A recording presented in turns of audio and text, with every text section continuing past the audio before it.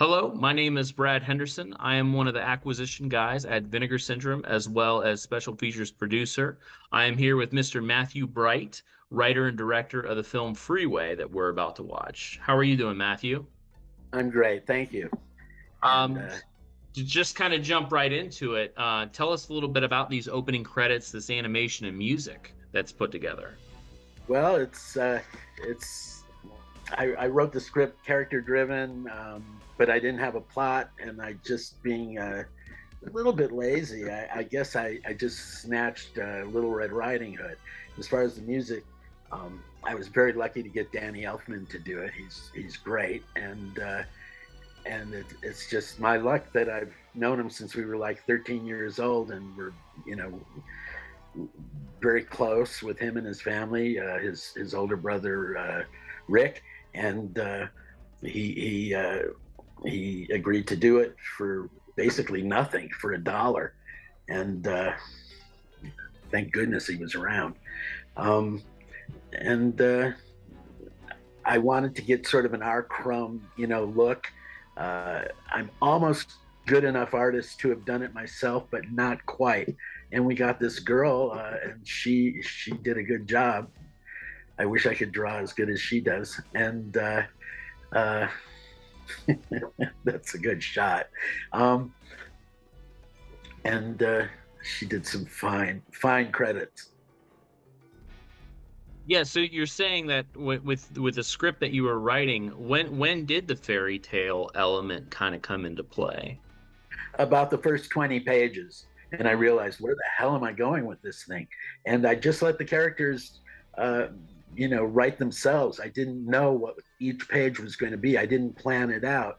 And I thought, well, I need something. So I just took Little Red Riding Hood and sort of like trusted that I could follow that plot, and when there were opportunities to put something in there that was copacetic with that grim fairy tale, I did, and it was recognizable as being Little Red Riding Hood like, and that was it. But the work on the script was really just the characters, and drawing them as well and as realistic and as a composite of people I've seen or known or loved or despised. And that's my friend Roberta Hanley, and she's like this jet setter chick, and that's how I remember school. I was the guy sleeping on the couch uh, when I went to school, and that's what's her name. She's a fierce little puppy on the right. Can't remember her name.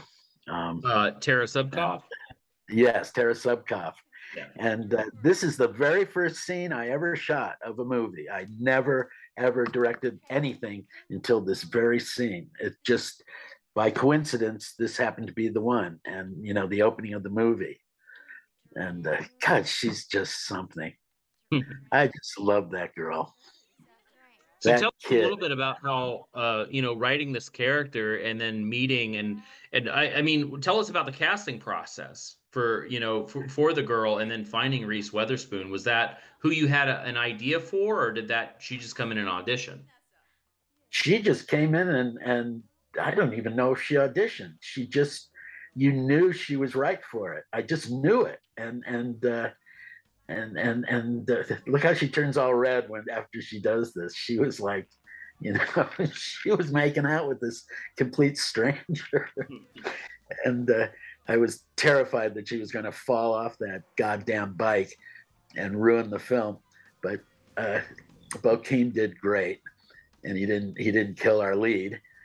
And I loved having Amanda Plummer in like the beginning of the movie, and I had not seen Pulp Fiction. In fact, Pulp Fiction had not even been released, and we both films started out with her just as whacked as she is, and it's sort of an interesting thing. I didn't know any movie stars when I was a kid, but her father was like this big movie star, and he just happened to be a guy that my dad played tennis with on Sundays, Saturdays and Sundays, and we were exactly the same age, and so we were put in the same playpen together. Apparently, I don't remember it, but I'm told, and I I'm told by my parents that I was being reunited with my baby friend. We were both about a year and a half old in that crib while our dads played tennis and our moms watched. And I didn't know what to expect, but I saw her. I got to meet her during a casting session, and I just loved her. I mean, I wanted to do a whole movie with her. I love that herpes she let me put on her lip.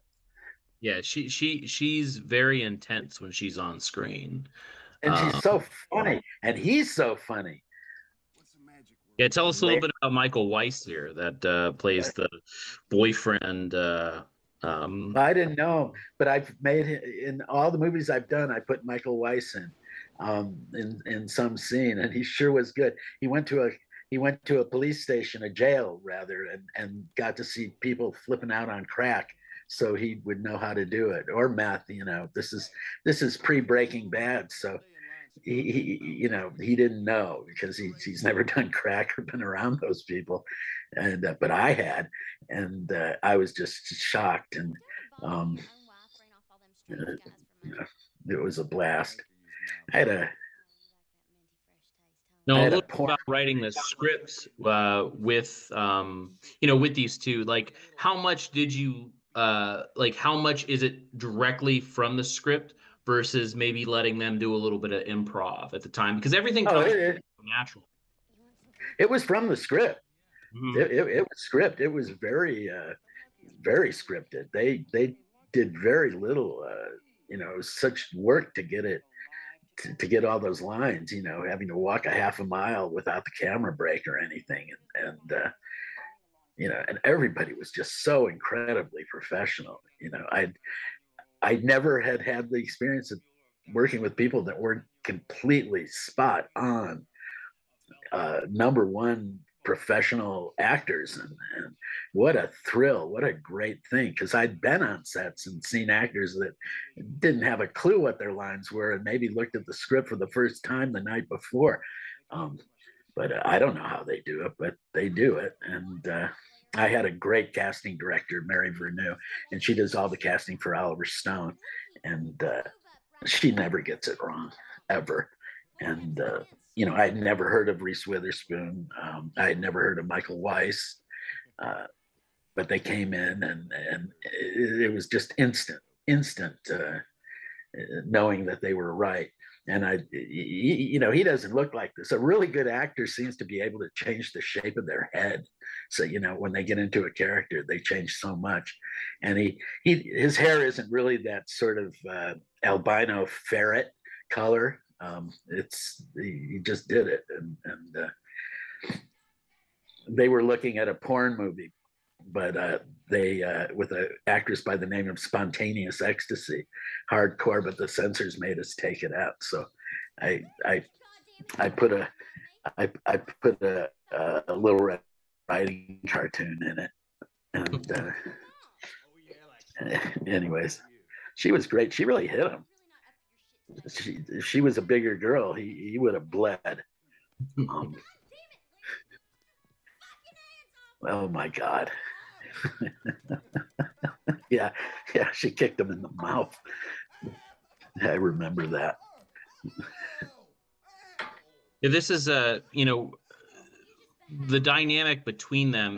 The one thing that I've always kind of admired and liked about the relationships in this film is that, and talk a little bit about the balance, is that this movie is incredibly sleazy, but it doesn't ever like, and it's always like pushing the envelope, but it doesn't really go overboard. Can now, did you want to go overboard and censors kind of pulled it back, or was that kind of the whole idea, Just is in a to few. ride this fine line?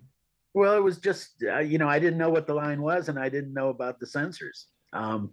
But I did get a little bit of inspiration from any pornography that I'd ever seen.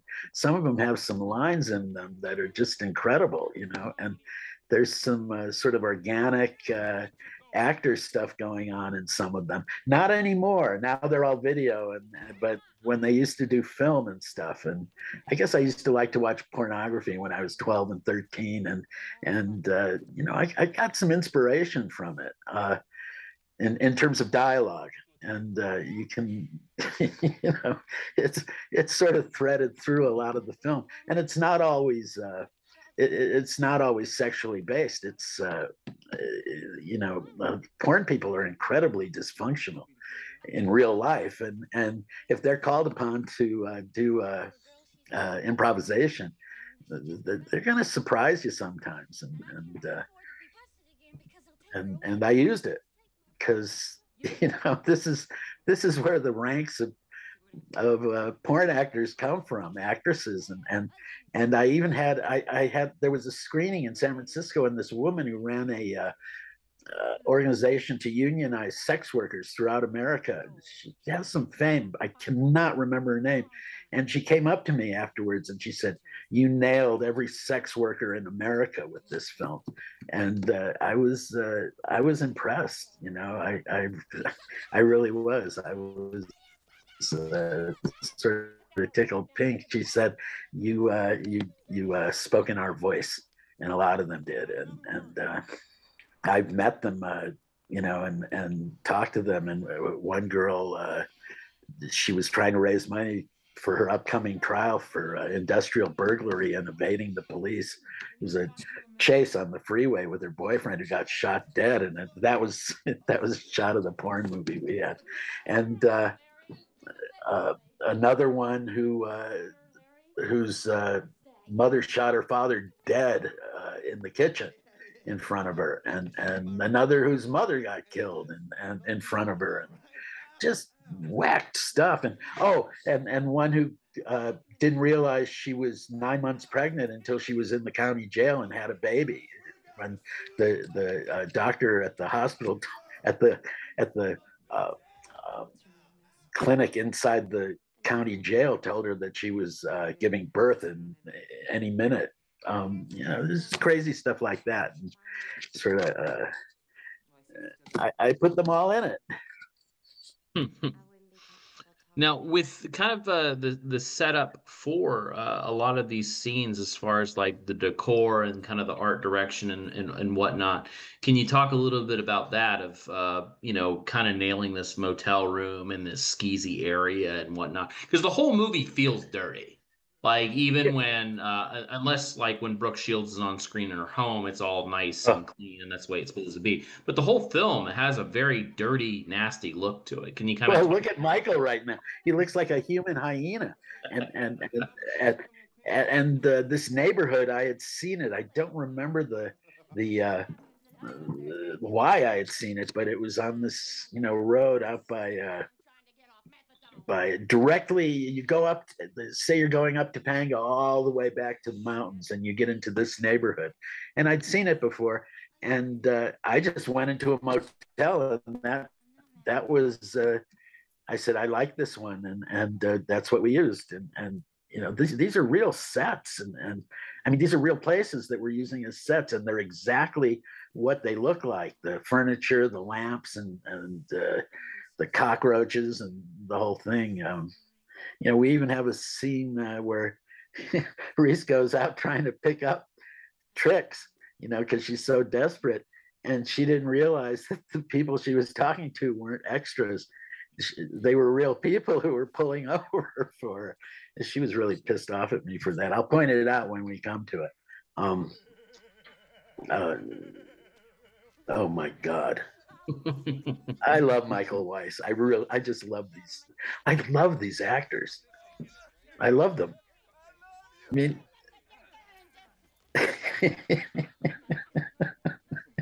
it was about 110 degrees too.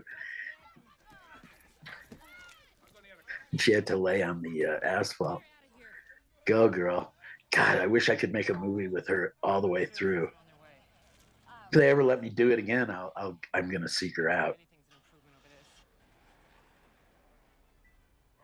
Now with Reese with her accent, I mean, this is like how she normally speaks. There's a little bit she pulls a little bit more from it to make it a little bit more I don't know, kind of southern, I guess you could say. Can you kind of talk about She she's channeling Cholas, mhm.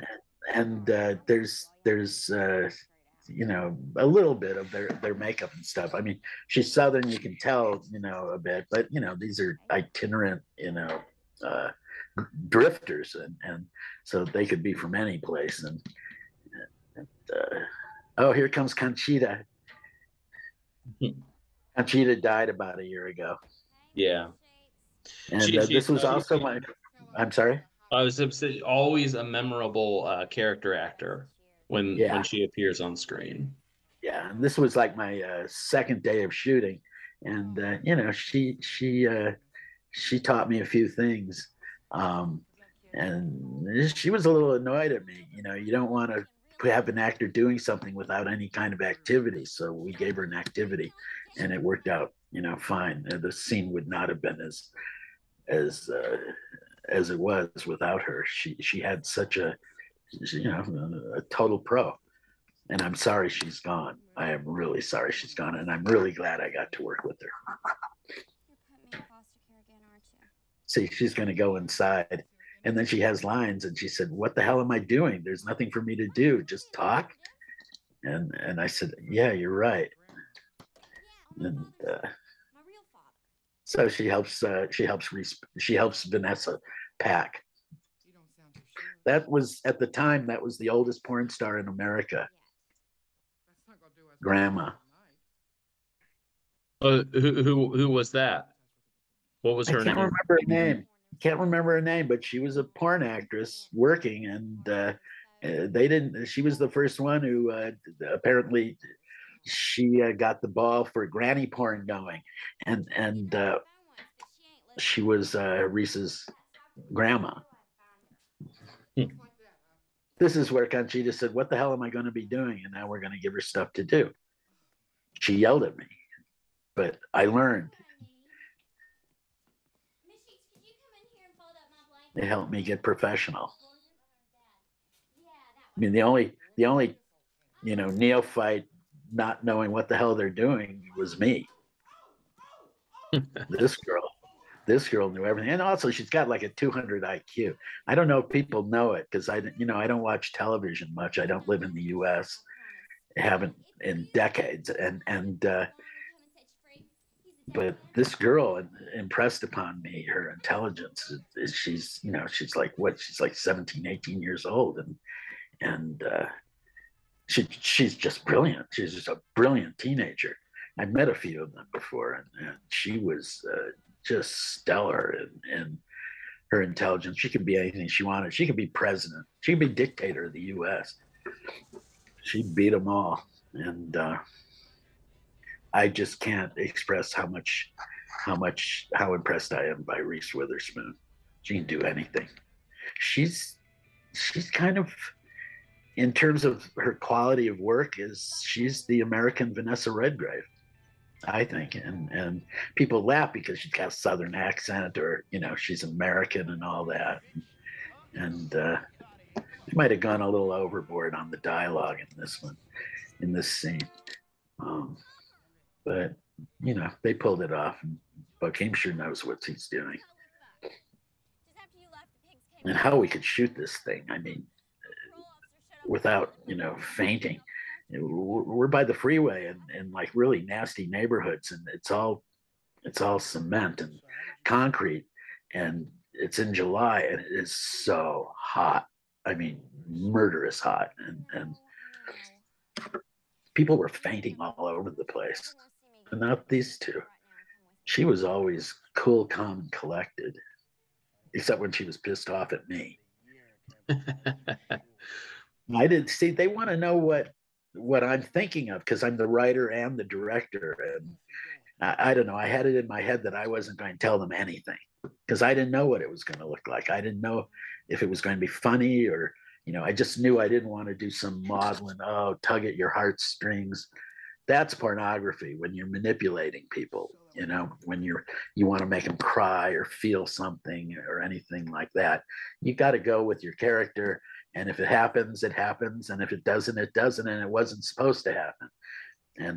And I guess there were some people, you know, that told me, don't you dare try to do a, you know, one of those sappy, make people cry about the harshness of life for the underclass in America, and that's kind of I mean that's what this is, the underclass of America that Vanessa's representing, but the absolute top top level. I mean, you can't play dumber than you are. You can't. Nobody can pull that off. They're just going to do bad acting. So her intelligence, everybody's intelligence, comes through, whatever it is. If they're dull, they'll be dull actors. If they're brilliant, they're going to be brilliant actors. And she's just.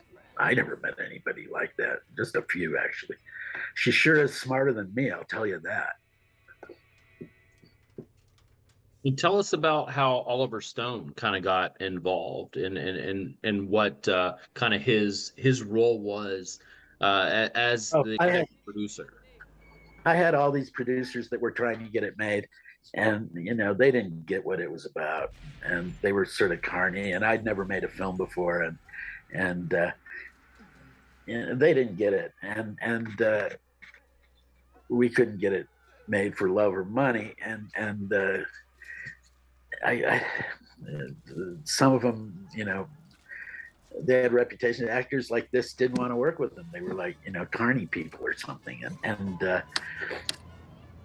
I have a friend, a guy I knew. I can't say he was a friend, but I knew him, and he worked for Oliver Stone. And Oliver's always looking for scripts, and he gave Oliver the script. And Oliver got back to him and said, "What the hell? This is great, and I'd love to do it." And he told Oliver, he said, "Well, Matthew wants to direct it." He didn't know me, and he was like, "Okay, I'm going to let Matthew direct it. We're going to go out for actors because the bank wouldn't come up with money unless we had actors that they would approve." And right off the bat, we got John Travolta, and they wouldn't accept him because John Travolta hadn't been in his career was, they get movie stars, they go up and down, but they always come back. But he was on a down phase, and they wouldn't accept him. So we went for 20 actors, and everyone who looked at the part, because it was, the guy is such a scumbag.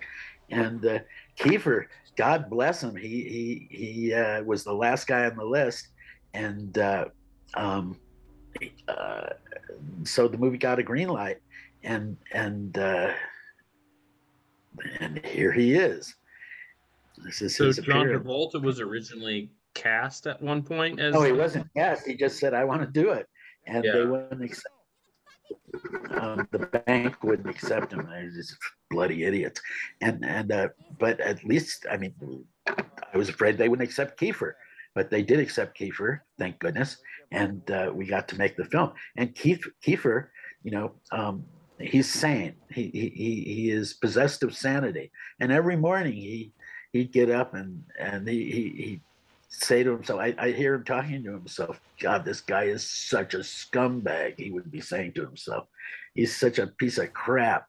But he'd do it, and he played it smarmy and nasty and creepy, and he's everything I could want. He didn't have a lot of patience with when a director didn't know what he was doing. He'd get mad like Conchita, and I annoyed the hell out of him a lot of times.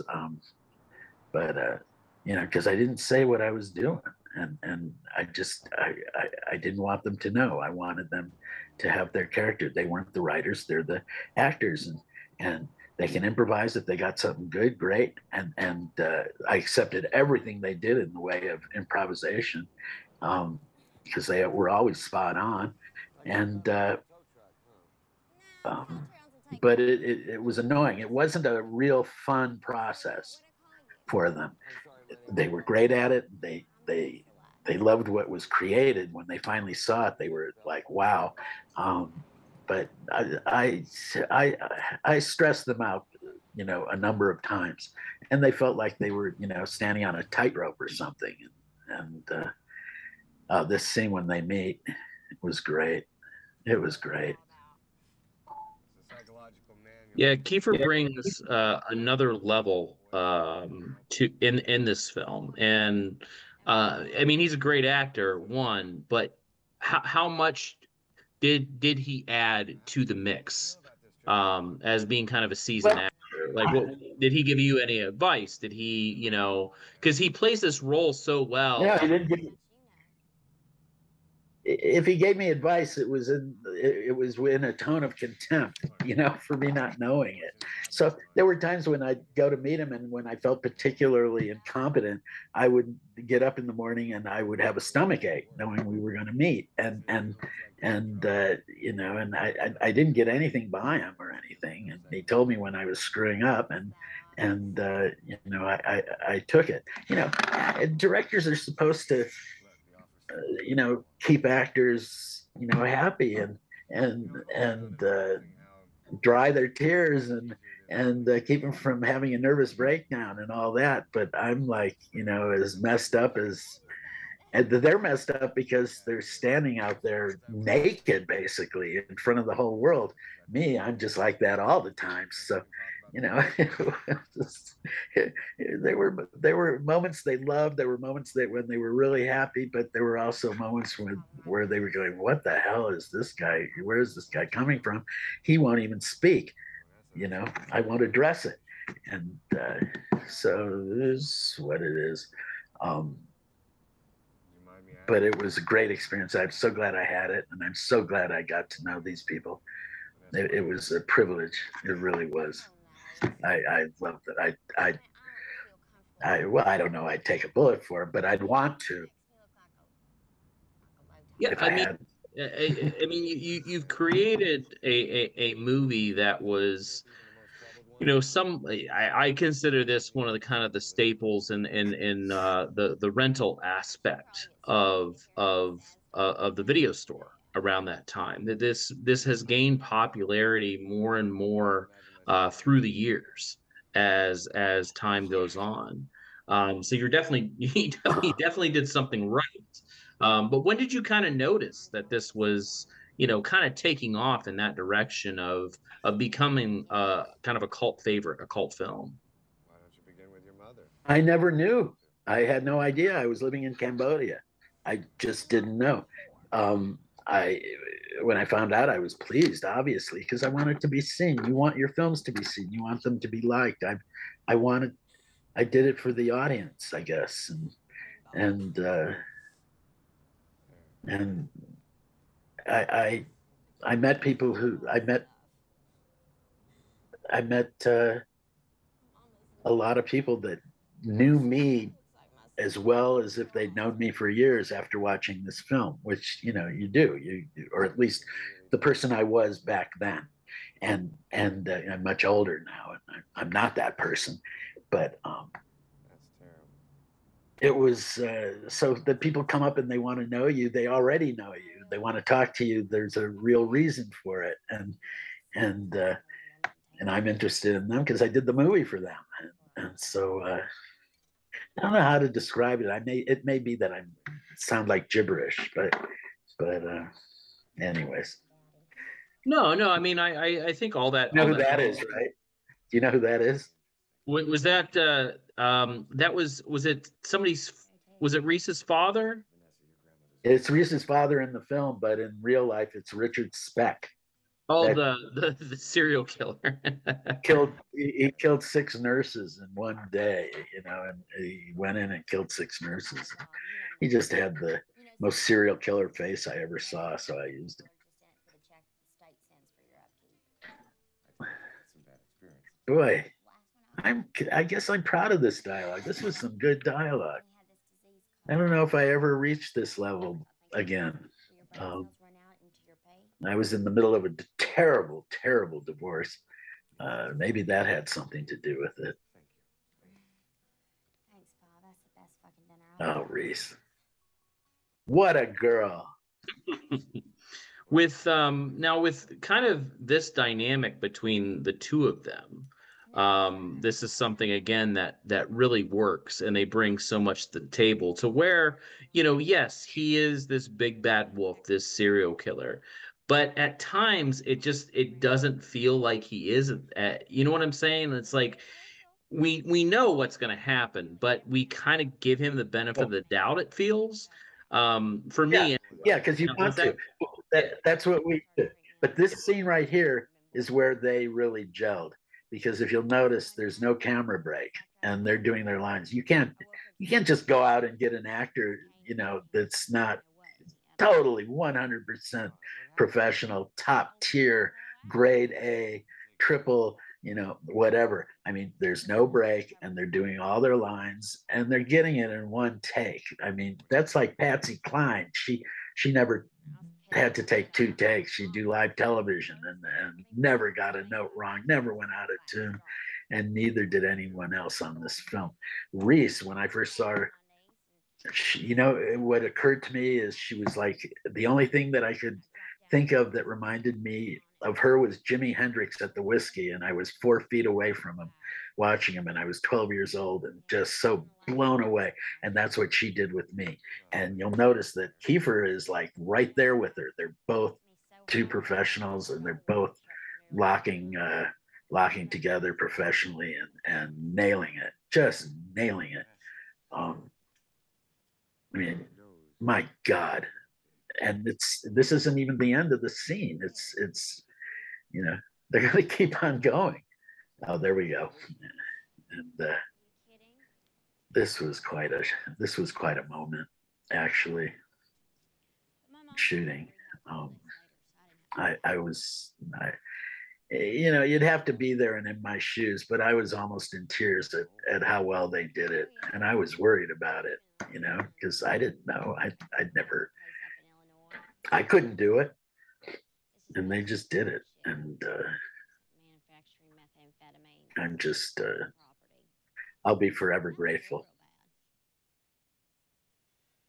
Vanessa, please don't be offended by my next question. You there? Oh yeah, no, no, I'm just Okay. enjoying what you're saying here. No, I'm not talking This is gibberish. this is about you. Yeah. No, I mean the thing that really works with this film, like I said, is the dynamic between the characters, which you have obviously already said that you wanted to write a script that had characters and characterization and character driven. And that's something that, that really works. And it's almost like kind of this southern fried like exploitation at the same time of something that's kind of polished, but at the same and you have a sleazy aspect, but at the same time, like it doesn't really like ever go over the line. And we do Well, care some about people would disagree with you. Some people would disagree. Boy, Yeah, I mean, I think any uptight person would disagree with that, but I yeah. think that for uh as the longevity of this film has from 1996 to when it premiered to now we're in 2022.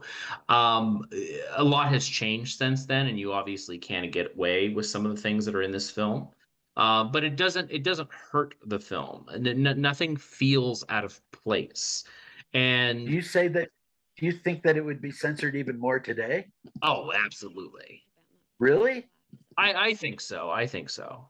It would have to be on like HBO or something Yeah, to not get. this would have to be a very independent movie at this point. I mean, this was kind of independent when you made it, but you wouldn't be able to get Kiefer Sutherland and Reese Witherspoon, like those types of, you wouldn't be able to get stars probably. I don't know, but it's just a lot has changed through the time. But this film, what I'm saying is, it has aged well. Even with its kind of grittiness and sleaziness. But the one thing that really works for this, and this is the why I'm talking and I'm kind of amounting to this question, is that the comedy in this film is incredibly well done. How much of it is it intentional versus kind of falling into place? Zero, all falling into place, every bit of it. I never went for a laugh, except a few like uh, physical things, like picture a grandma or that sort of thing. But it came out. I've noticed the best actors are very funny, anyways. They just are, and this could have been a very down, boring, unhappy film, with people trying to push a point of view, which is just the worst thing a writer can do. I mean, the worst. Then it just becomes like personal propaganda or something. moronic shit, and that's not this. And it helped that I didn't tell him anything. I didn't because I didn't know, and I couldn't say explicitly, I don't know what it is.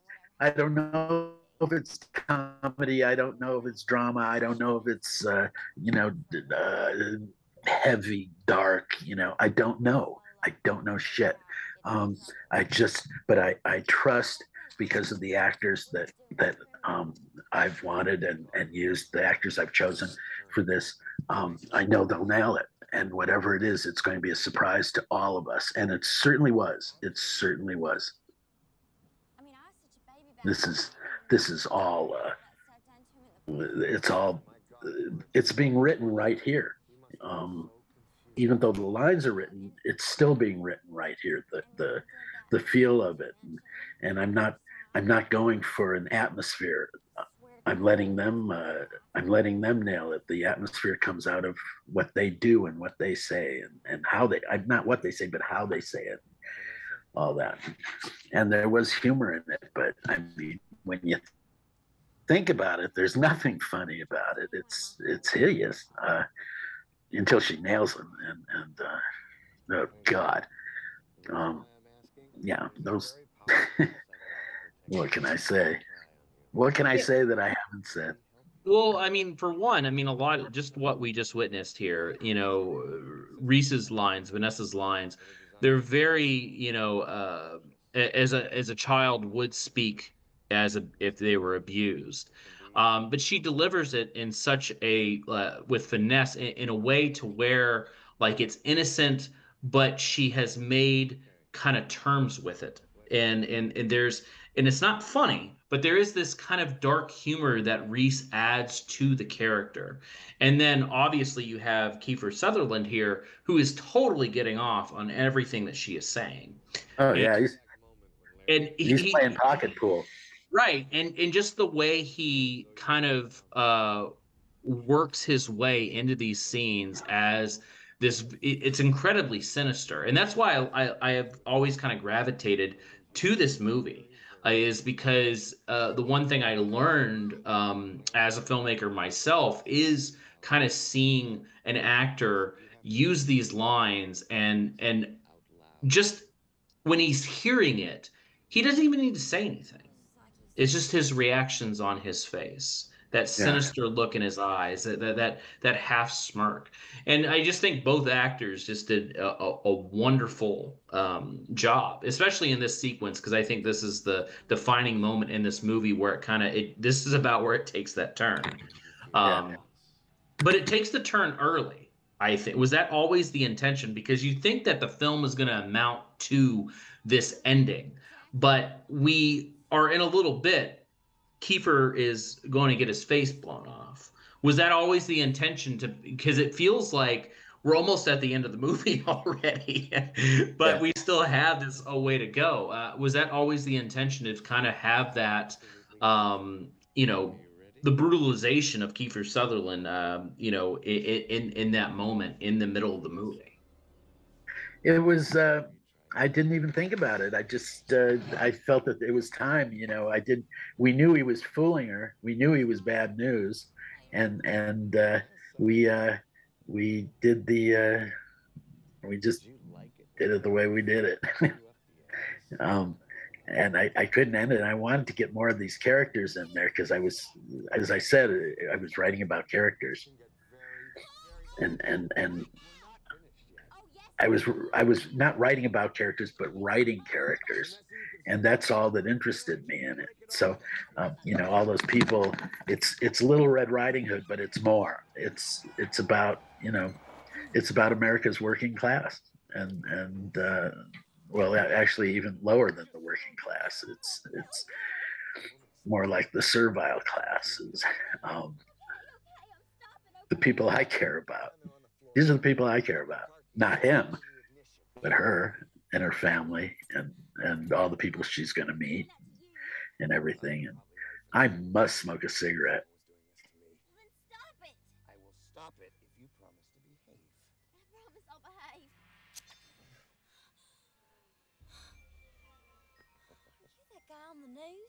I'm sorry? guy that's been killing all them girls on the freeway, Bob? Why are you killing all them girls, Bob? Because I've absolutely reached my fucking limit with people like you, Vanessa. What kind of people am I supposed The to be? alcoholics, the drug And tell us a little bit about your relationship with Reese as kind of as an actor on and off set, and because this is one of her first movies in her career, Yeah. it really kind of propelled her forward. Yeah. This this scene right here, I mean, this blew me away. I mean, I couldn't believe what she was doing, and she does this throughout the film, new moments where I'm being surprised, and I was just taken with it. The script basically informed her of everything she needed to know or felt she needed to know, and I think she was right. I mean, it scared the shit out of me looking at it, and I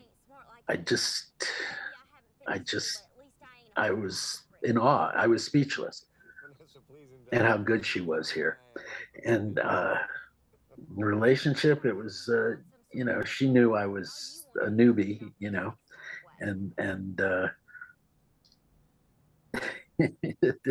she tried not to be too annoyed at times, but she'd get that way. But as soon as it said action, she just nailed it, and every time. I mean, there's so many takes. Every single take I could have used. I could have, cut this with completely different shots, and it still would have been good. What can I say? Oh God. And I guess this part did get some laughs, but they were still horrified.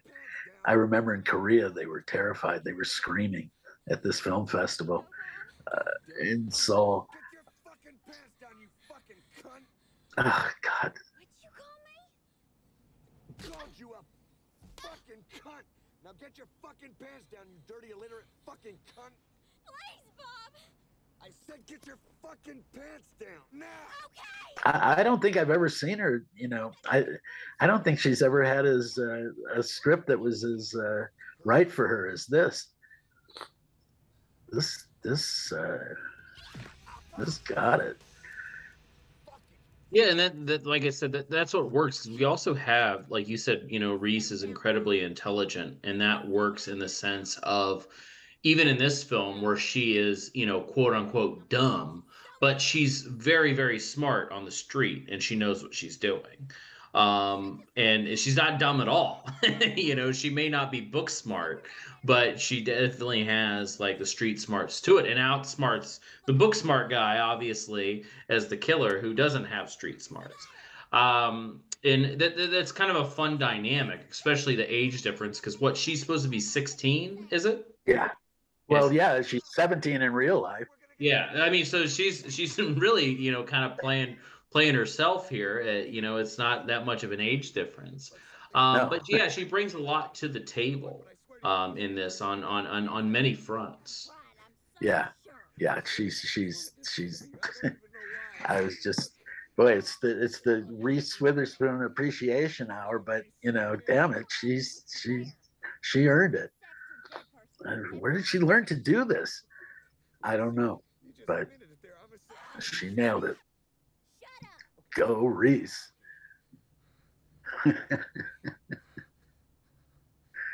Now, tell us about when Kiefer Sutherland came into the film, because like you said, you originally, John Travolta wanted it, but did you read for other actors? Like, when did Kiefer kind of come in? Because he already had. Oh, we didn't read for any other actors because nobody wanted to even audition for it. They weren't into it, and I don't think Kiefer auditioned for it either. I mean, I knew he'd be great, and if he said he wanted to do it, I was ready for to do it, and it was a thankless task playing this terrible man. For an actor, I guess it's cool, and it interested him. I mean, he had to use every bit of his talent to nail it. So it's something an actor would want, but it's also, very makes you feel queasy, those lines, and what he's playing, and everybody got into it really deeply, and so it affected them very much. So, uh, this was an appalling thing to do, and you have to go through some mental gyrations if you're a real actor, to to be affected by who that character is, and so he was living with this guy, this monster, for the entire time that he had to learn the lines, and the entire time he had to say them, and act it, and it was not pleasant. So in that respect, he suffered. He went through some suffering. There's no question about it. I mean, this guy has absolutely not a single redeeming feature, none. And it's not like, putting on a monster mask or something. I mean, he's really ghastly. And then we sort of, in a lot of ways, we sort of take off from the Little Red Riding story and go beyond that. And I mean, granted, there's no grandma in this scene. What big teeth you have, but that'll be there. But it's all the characters. And the plot is just something for them to do while they express those characters. But like Conchita, helping Reese pack her socks and underwear and stuff, it's the same thing. But I mean, she's badder than Sylvester Stallone in this. She's badder than Arnold Schwarzenegger or Die Hard, or those things. She's right up there. She's in the pantheon of tough guys. Well, and she hasn't even she hasn't even really went through the shit yet, because she's just about to get out of this, but now she has a whole nother journey that she's going to have to face, after this. Yeah, he's respectable and she's not.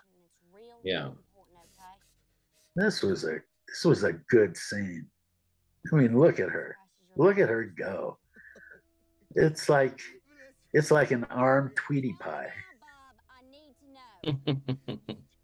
Well, it's the thing is, she brings in,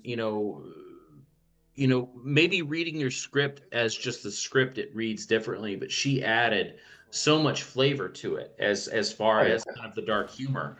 I watched this probably, I don't know, maybe a couple months ago, and just took down some notes, and I actually watched it with my wife, and she just cracked up the entire time. Because that's kind of how Reese Witherspoon delivers those lines. There is this good dark humor that's behind it. Yeah, but it's for her. Yes, at least. I mean, I know that wasn't really an intentional for you. That just kind of fell into place. But it's something that she added, that she brought. And maybe it wasn't funny in 1996, but it was funny. There was humor in it, but you have to get over the fact that the guy's got a bullet in his neck, and he's hemorrhaging all over the place, and so it's oh geez, yeah, great humor. So, where did this first premiere? Did you take this to AFM, or was it at Cannes? It went to Sundance. Okay, and we had a really cool. Well, everybody liked it, and they had a great reviewer who was coming to do it. I mean, we didn't know what they were going to say or anything, but the reviewer got it was a reviewer, I think, for Hollywood Reporter or something, and there was a storm, really bad storm, and it was terrifying to drive, and they couldn't get up there, so they couldn't see the premiere, so they couldn't write the review. So we had another reviewer there that worked for the same paper. I think it was Hollywood Reporter, I'm not sure, and they wrote a review. And this person was just appalled by this film, thought it was the most hideous, horrible, revolting piece of evil that they'd ever seen, and hated it. And so I got the worst review in the world, like the next day, the worst. And so I was very depressed. I thought the film had completely bombed, and nobody liked it, and I didn't know, and I just felt terrible, just terrible. And I think I took a sleeping pill that somebody had, so I wouldn't have to think about it. But then I think they wrote a review during another review on another film. That person mentioned Freeway and said they were full of shit, and it was really a good film, and they just didn't get it. But anyways, it and, and I told you I don't live in the U.S. I haven't lived in the U.S. in a long time, and at that time I think I was living in Mexico, and boy, did it took off in Mexico, and it took off in France, really big time. They loved it there. And I felt good about that. It's like that Woody Allen movie. He has a movie that bombs, but the French like it, so his career's not over. And thank God for France. They said it was a mind roasting film, whatever that means. But I got sort of an idea, and I was happy with it. So even after the review, and I felt so terrible, there were some things that sort of lessened the thing, because I'd never gotten a review about anything. I'd never written a film. I was just expecting every review to be like that, and that was not the case at all. I just got one bad review, and unfortunately, it was the first one. Yeah, how did this do on video over here? I have no idea. No idea at all. After the edit was over, and after Sundance, I left, and I started having people come up to me in Mexico, where it was called A Date with a Wolf, and they were impressed with it. There's a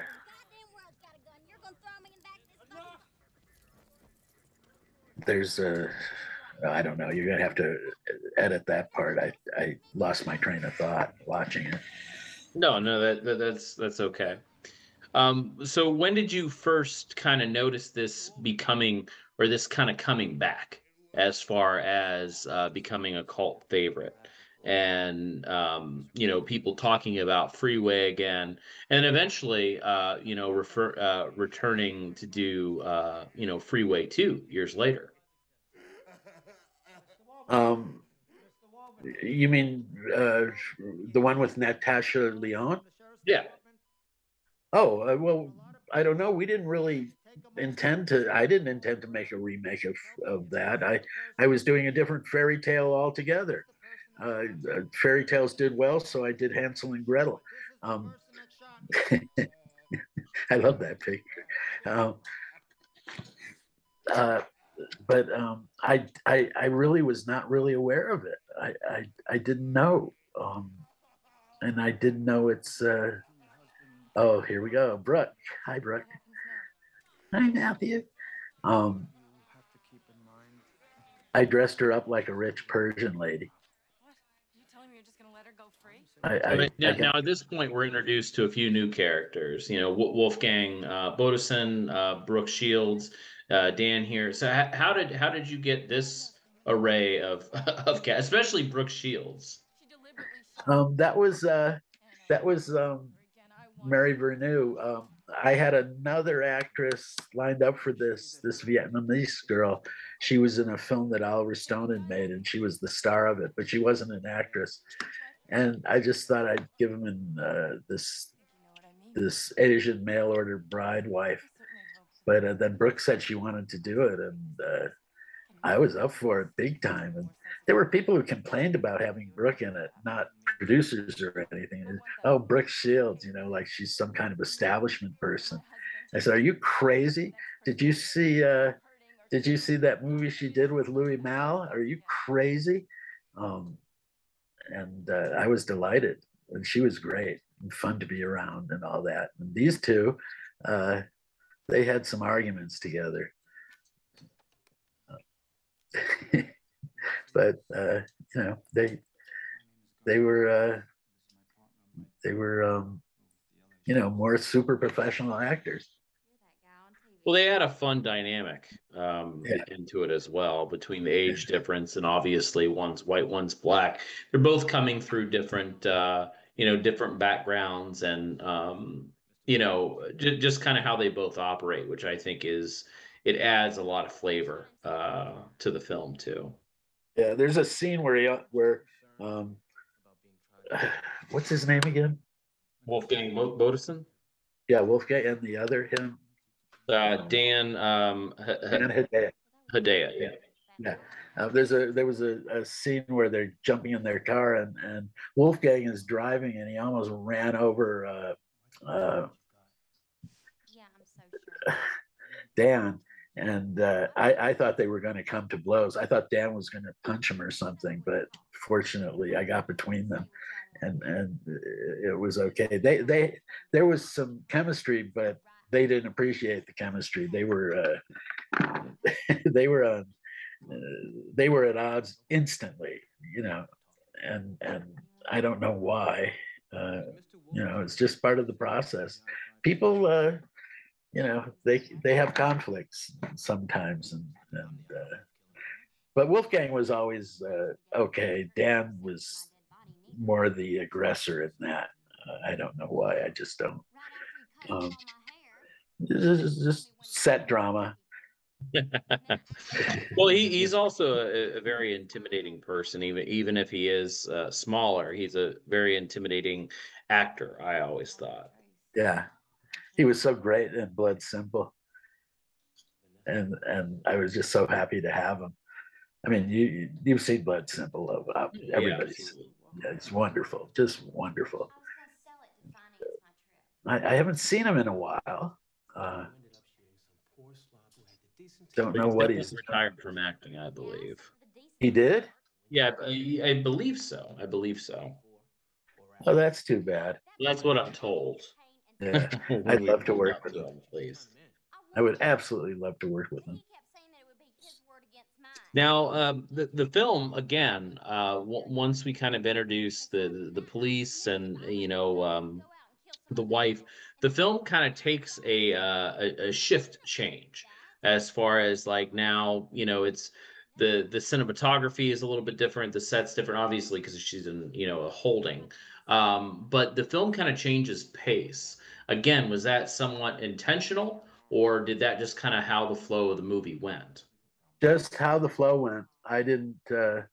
I didn't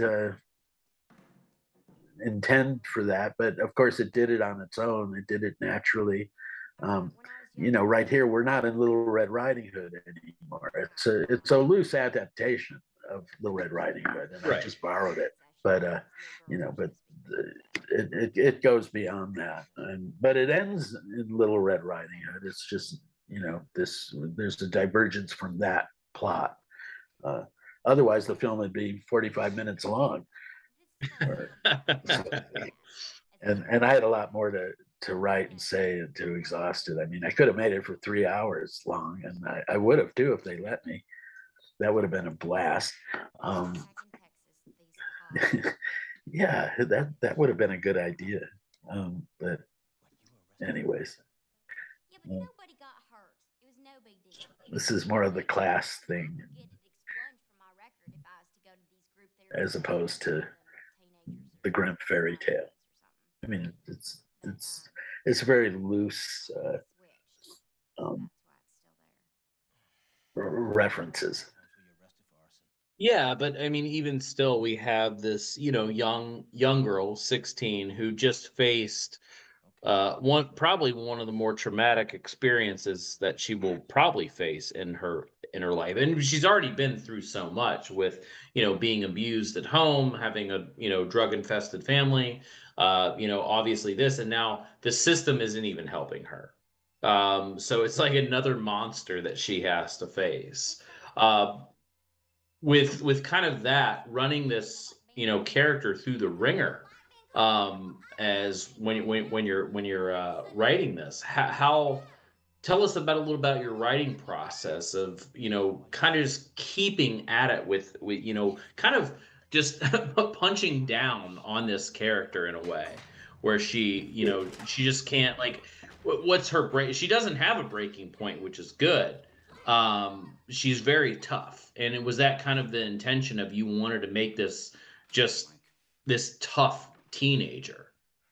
Yes, I did want that, but I have a process of writing. I don't know anyone else who does this, and it makes the process more difficult for me. But I literally don't know what's going to happen until I write it. In other words, I'll write a scene to begin, the first scene, and then it writes itself. And then when I write that, I know what's going to happen.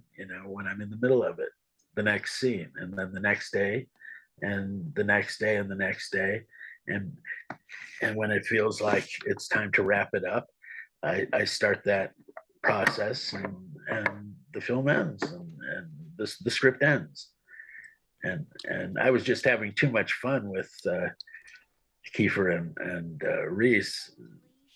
Yeah, it's a good moment. Um, I just didn't like the brevity of what happens in the Grimm fairy tale. I couldn't stick to that, and she kills the wolf, the end, or the hunter kills the wolf or something. So I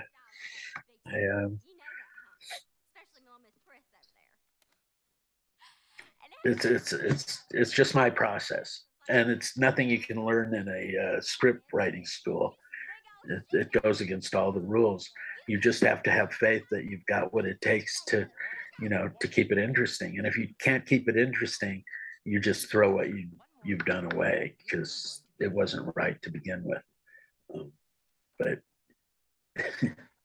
yeah, butter wouldn't melt in her mouth. Yeah. Oh yeah, I remember all this. Yes, indeed.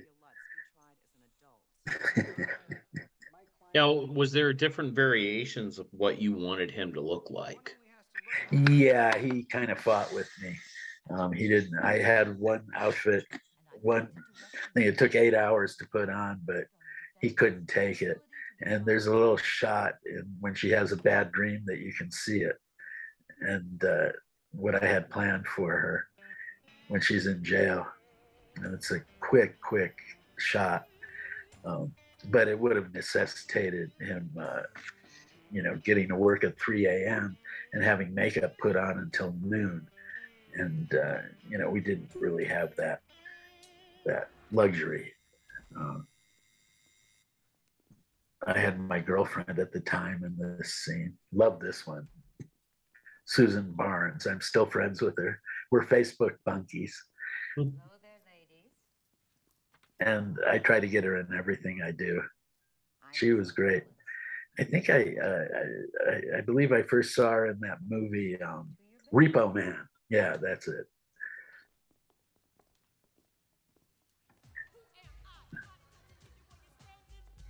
And let's see, where's my girlfriend? I can't see her. She's around. She just plays an extra. And what else? Venus, this is yours, number 8. And then now we're going to be introduced to another array of characters here. Yes, Brittany Murphy. She was a child. She's just a child in this film, in real life. She had her mother on the set. Oh my God. Oh, I'm so sad that she died. I had to pull over when I heard it. I was driving. And she's something else. Beautiful kid. And a child. She was a child when she made this. And but she nailed it. And I guess after that, she did that film Girl Interrupted, played another psycho. I guess she would have had career playing psychos.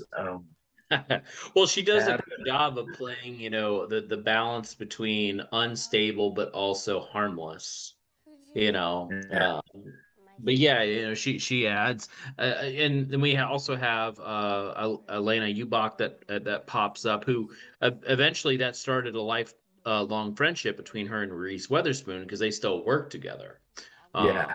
various projects, and of I'm course so glad. films together, so that they're still very good friends. But Oh, yeah, no, what she's is that? so fun. Alana is great. Yeah, She's yeah. just one. Another just it takes. That's what I say that there's such like a universal shift in this film where it almost becomes another film. Like it's almost like like a sequel at times, so where it's a completely different direction. But it's good because it is building this character and this world building. And like you said, you wanted to write a script with characters and characterization. Well, here you go.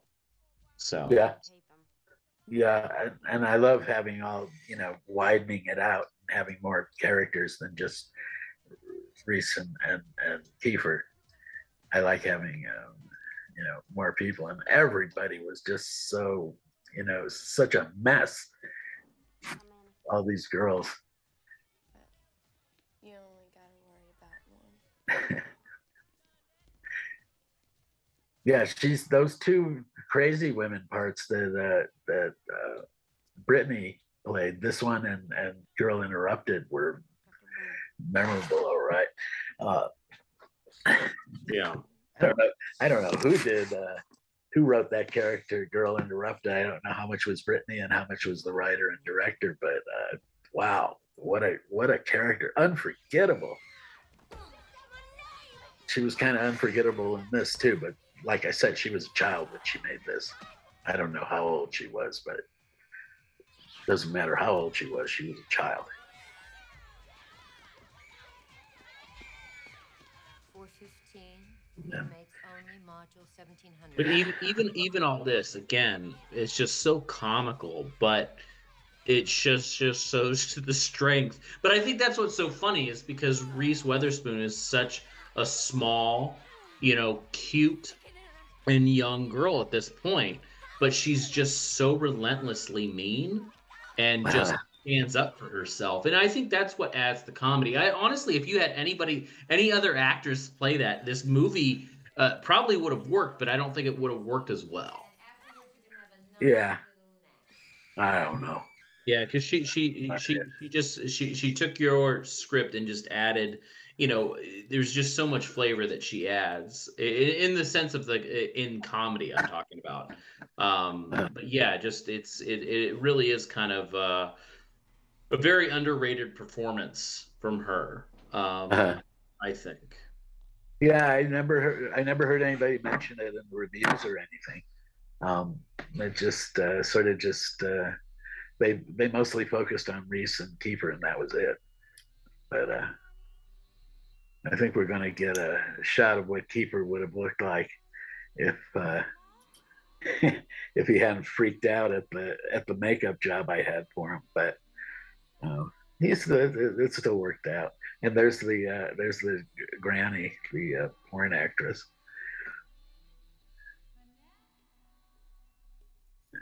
Here we go. You're gonna see it in just a second. I think. No, I guess not. You'll see it later. You can't remember.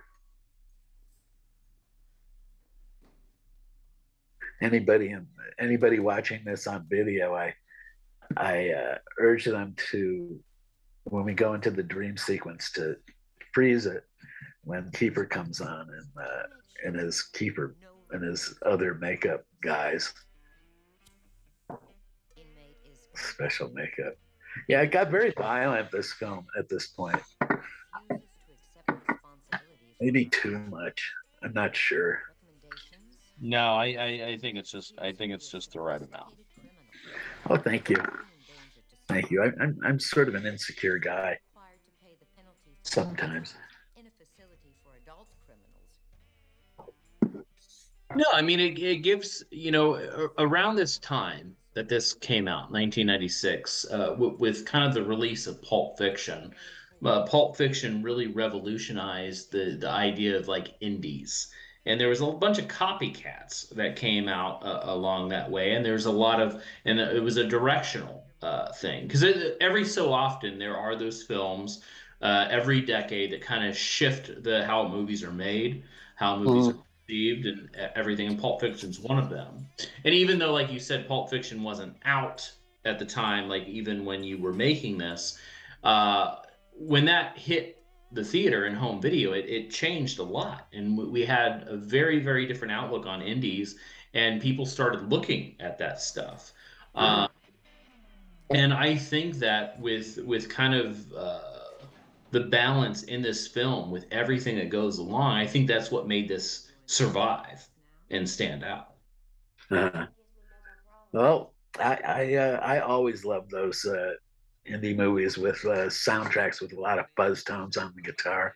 This guy, um, I guess he had something to do with making this film too. It was a very cruel environment. He was the first politician to do stunt. The girl on the far left and back was my girlfriend at the time, and there's a political aspect of the film, and that's why I was, one of the reasons I was doing it was I wanted to portray people that usually aren't seen on films, except for slight references when you see, some of these pulp fiction. And I'm not talking about Tarantino's film. I'm talking about pulp movies. Um, that they're made up with motorcyclists in Vietnam or something, and trashy movies. Yeah. Well, I mean, this film definitely, like I said, it has that good balance of being sleazy and trashy, but at the same time, it's polished enough to, make it mainstream. Yeah, and this is there's the politics in it is that Bob Wolverton and his wife are respectable, and Reese and her people are not respectable, and that had a that that element was in the film, and that was, I guess, that's very serious. And I mean, I didn't try to milk it or anything, but I did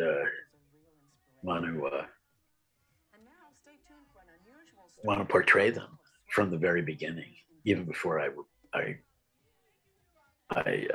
when I started writing it. Here we go. Now you're going to see Kiefer's the makeup job I kind of wanted to put on there. It's coming. It's coming. It's coming. Da da da da da da da da da da da. There, you saw it. Yeah, a little bit more wider face. Oh, there we go. Yeah, yeah. That's the one I wanted to use. But my God!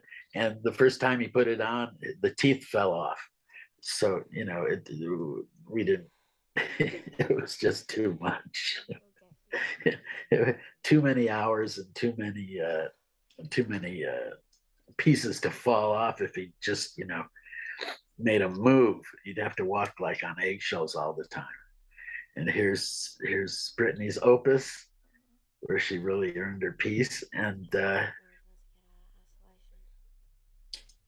I was going for a what's the word, exploitation. It was a pan to exploitation movies, this scene. I guess it should have had a fuzz tone guitar in it in the background. Good.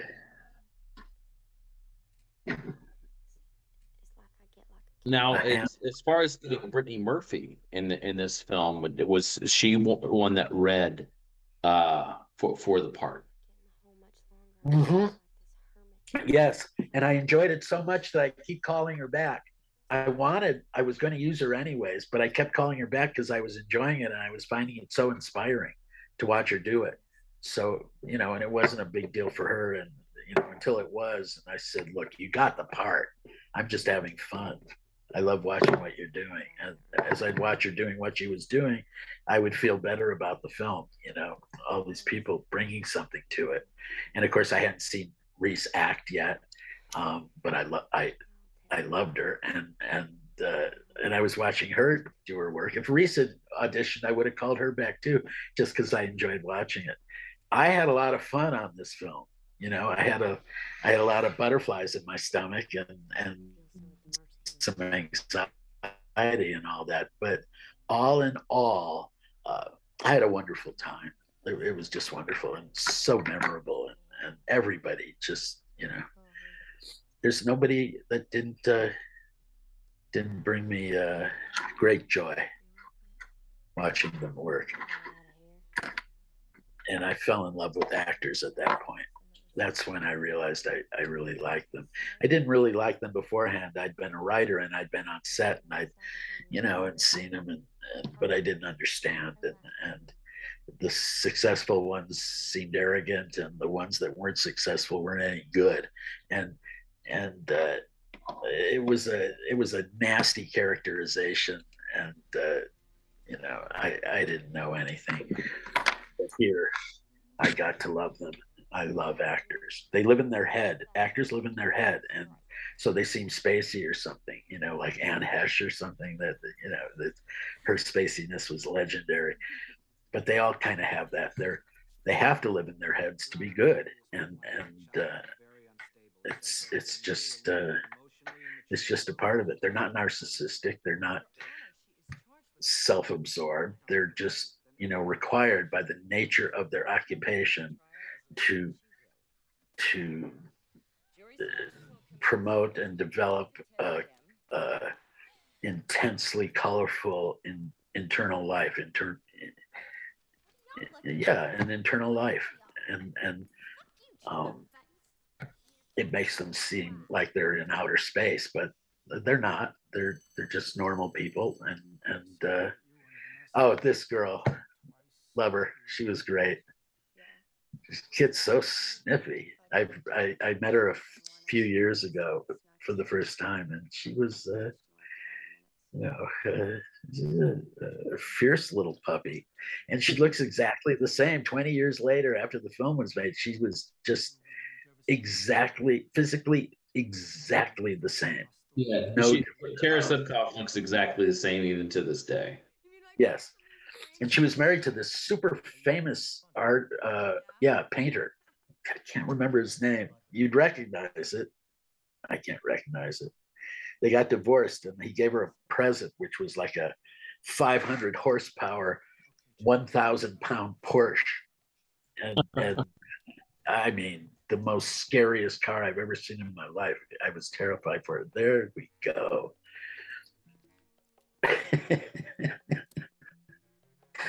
Something's wrong with me. Seriously, something's wrong with me to do this film. You know, not the film so much as like just these characters. What are they? Was it a way, you know, being, you know, 22 years, 23 years since I made the film or wrote the script, I guess I was a different person. Also, I was very flippant in terms of racial abuse, you know, within the film. And since this last administration, I can't even imagine doing something like that anymore. So in that respect, I feel terrible about it. But you know, I didn't take it as seriously as I should have, racism. But it's part of the politics of this film too, to include it. And yeah, no, it's part of the system. You're right. You wouldn't be able to get away with what you did in the sense. Well, I wouldn't try. I wouldn't even try. People wouldn't even try at this point. But I mean, the thing is that I think as an artist or even a viewer of this, watching this stuff and recognizing it, I think that's the important part. Not so much it needs to change or, needs to be re-edited or like, this canceling thing that people do. No, it's just, this is what we did and we acknowledge it and we move on, Yeah. It's the one thing I wish I'd mitigated it somewhat, and I didn't. But it was a different time, and I certainly didn't mean to to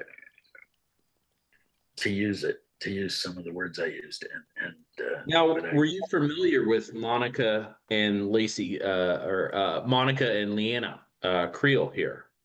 the twins, Yeah, the twins. well, actually, they're triplets.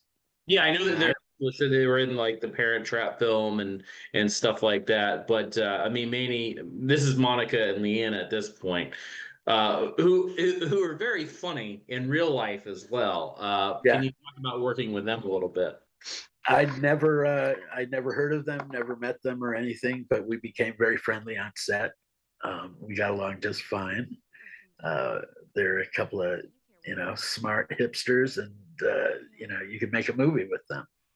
Uh, everybody could be a lead in these films. Everyone in this film could carry a movie on their own, and yeah, I enjoyed them. Well, they became pretty successful in their company and producing it themselves. So they're still in the industry. Oh, cool. Yeah. And then I think I made the scene a little too bloody in here. Sorry. I probably wouldn't have done that. I just, we dumped it on her. We dumped a bucket of blood on her. And, but we're friends to this very day. 25 years later, we're great friends. And oh yeah, and she was great in Repo Man too. That's why I wanted her. And these girls are so fucking brutal. Why? You wrote it. I know. I just don't know why. I think I was enamored of Sam Peckinpah at the time. And I still am. I think he's a fantastic, great, wonderful filmmaker, I mean, he's not Pedro Almodovar, but he's great. And I took some leading provocative aspects of his work, and he had much more that was more subtle, and I used it. It was sort of, every film has a mistake, and this was one. And but they're angry, they're pissed off, they're girls, and Vanessa is in jail because of the word of a person who's at a higher caste, and so they all suffer from that, and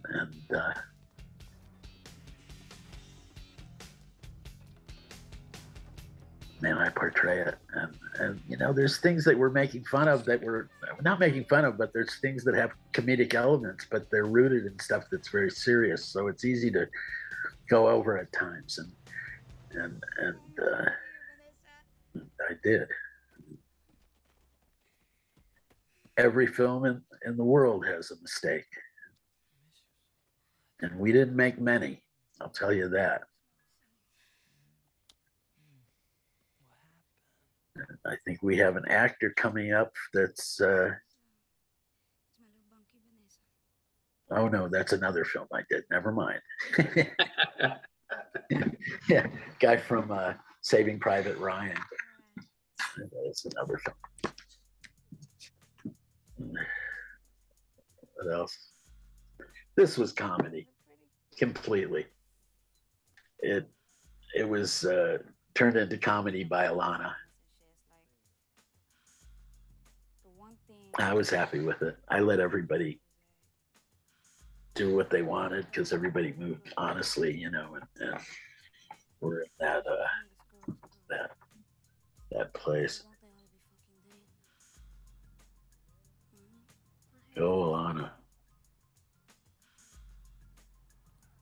Yeah, and it's kind of neat to see, like I said, with their friendship, whether you like, the Legally Blonde films or not. I mean, they've had, quite the friendship through the years, and still making films together, which is kind of neat, Yeah.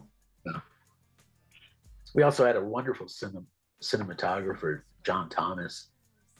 We got him from that show, Law and Order. He had done a lot of those. Boy, they've been around a long time. And he just got it. He was so fun to work with, and a good guy.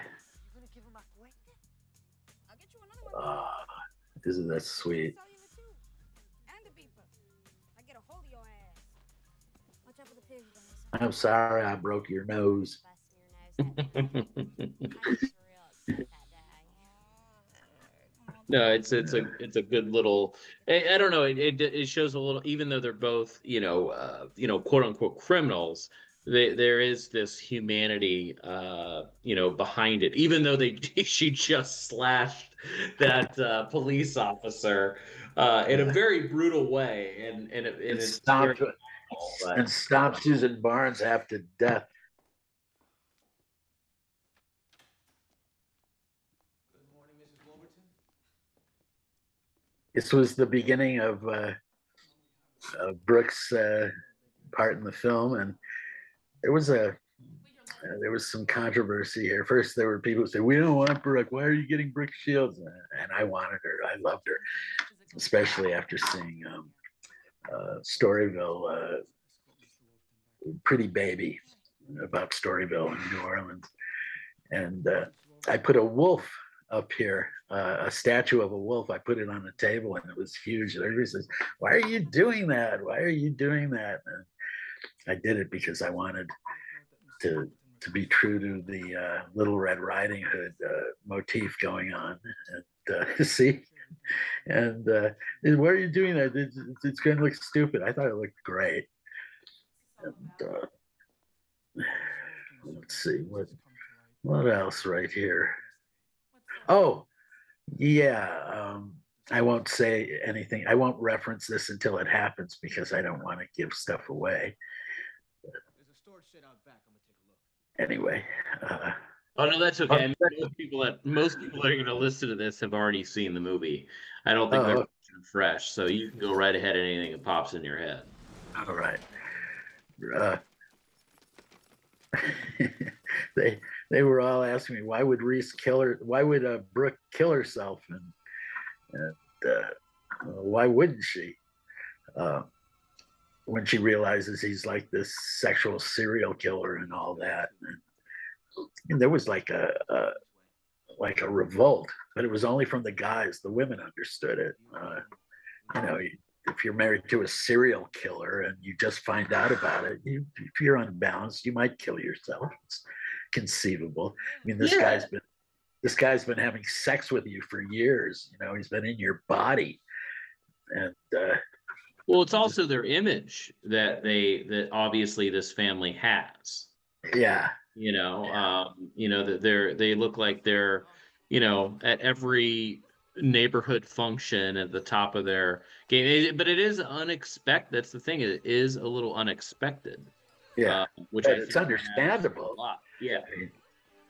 I mean, if I was a woman knowing I'd been having sex with Ted Bundy for, a decade, I'd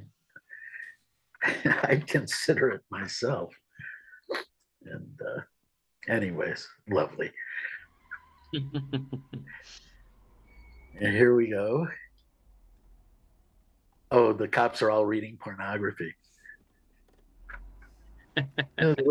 little things that you might miss, but that's what they're doing. Now Bob is a fugitive. Oh, and this scene. Oh my God. Reese didn't realize that every person on this street, every single person was either taken out of a bar 2 doors down, or the people she's waving at that pull over are real. She thinks they're actors, and they're not. And I didn't realize she didn't know. So she's hitting on all these guys. And they don't know that's Reese Witherspoon sitting in the street. That guy's real. I mean, that guy's an actor, but that's the only one. Yeah. And she got in the car with him, and when she got out, she was like so disgusted. See? She thinks that's an actor.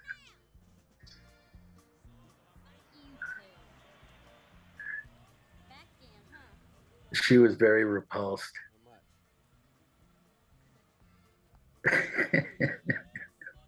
She was mad at me. Depends on what you're into. You suck cock. She got in the car. She said, "I'm sick to my stomach." I just want to get sucked. All right. You just found a finale, and I'll take care of you right where you're sitting. pay $25. You love it that? Let's go. And then the crew revolted, and there was one thing I couldn't do. There was this scene in New York. Women would lean into cars so just their legs were sticking out so that they could go down on their customer. Mm-hmm. And I had a girl doing it, driving, and another woman leaning over like that, and they revolted. And I'm glad I got this color. Look at this color and race. Look how beautiful she is with it. Just gorgeous. I'm such a fan. Okay, I'm sorry. Get this over quick, will both Yeah, that's a great shot. That should have been on the poster. Over and open it up where it's laying. Oh well. Keep your pants where they are, Mr. Dirty Mouth. Okay. She's quite a beautiful girl. Don't swing that motherfucking thing at me. I swear to God you're dead. You believe me? Why are you doing Yeah, Just her in makeup full- is The world owes me. very well done in that scene. But those leaves just really make it pop. Something I learned.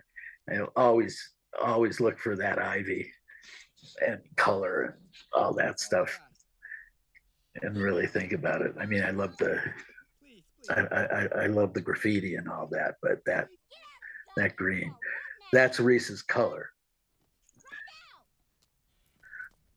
Go Reese. He didn't want to get naked. I don't blame him, but I was mad at him. Get your ass in the trunk. Please. I'm claustrophobic. Yo, I get claustrophobic sucking strange dick. Get in there. Please. Please. I gotta pee. Well, be in there, motherfucker. I ain't kidding. Now. Dumbass. Get.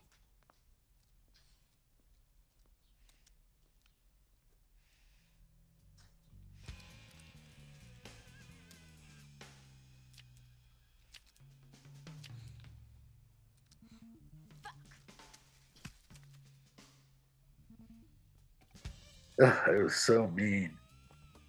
You know, he never gets out of that trunk. Well, that's Yeah. the other thing about this is, and this is a question for you, was it an intentional to have kind of like an anti-hero in a sense of what she changed? Because she's not the worst person, because we obviously have the killer, but she's not a great person either. Well, if she, you were in the trunk of that car, you'd think she was the worst person that ever lived. yeah, 'Cause she's exactly. not getting out. He's not getting out. I think, what are we supposed to think? He's going to die in there? What would you like? I liked Flo. I don't remember her name, but I liked her. Oh, we're coming to the wild conclusion. It's all wrapping up now. There's Grandma.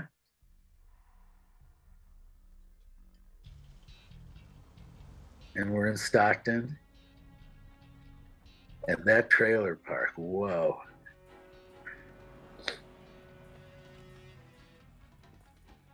I met a girl in the trailer park that lived there, and I really went for her.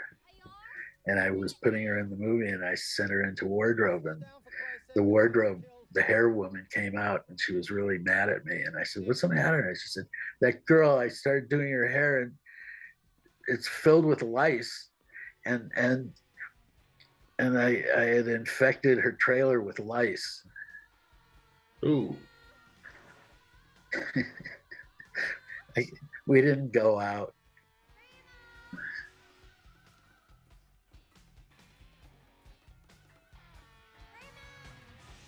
Grandma? I like this thing. Grandma? And this is our wrap up with, of course, our Little Red Riding Hood portion of things. Yeah. Yeah, well, the last thing has to be Little Red Riding Hood, of course. Maybe I should just move to a trailer. I've been all over the world these last 20 years, and I haven't seen a trailer park anywhere. I think we're the only ones who have them. Oh, and this was when Dan wanted to kill Wolfgang, wanted to kill him for nearly running him down.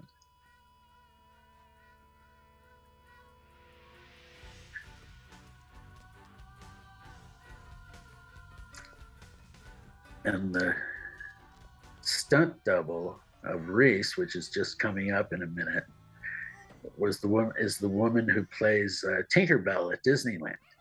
When at midnight when she goes across the whole park. Mm-hmm. I think she broke a bone, so we had to get another Tinkerbell and then another, and they were all on, and we ended up with like 5 of them that they all got injured during the fight scene.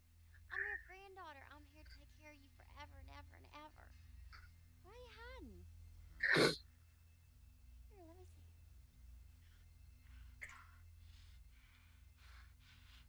There's some big, ugly fucking teeth in that ball. Yeah, Kiefer was rough on these girls. What did you do with my grandma?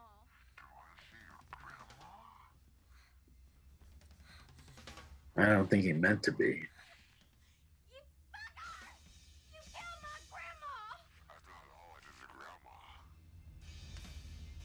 Again, like it is so like filthy, but you just can't help but laugh at the same time.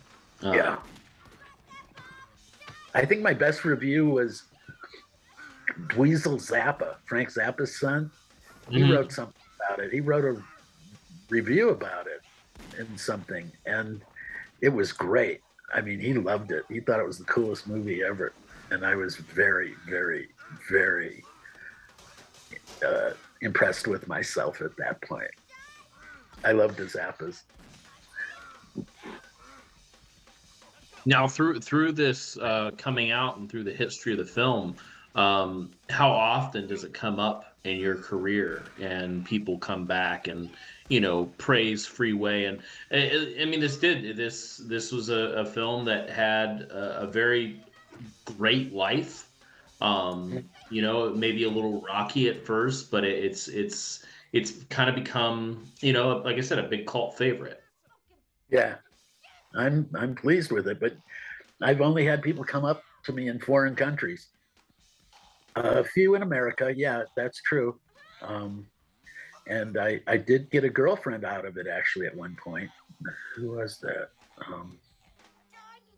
But yeah, I got a girlfriend out of it. What more can you ask for, honestly? We were together a couple of years. And I knew her because she just loved Freeway, and he got in touch with me. Get out of there! Get out of there!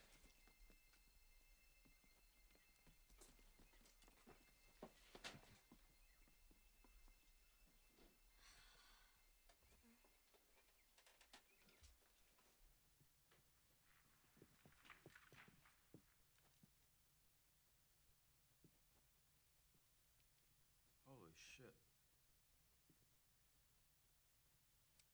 Holy shit. Holy shit. Again, the cinematography in this is just between kind of the composition and just the use of colors. And you mentioned Modovar earlier, who I think is the master of using color palettes and telling a story through color. But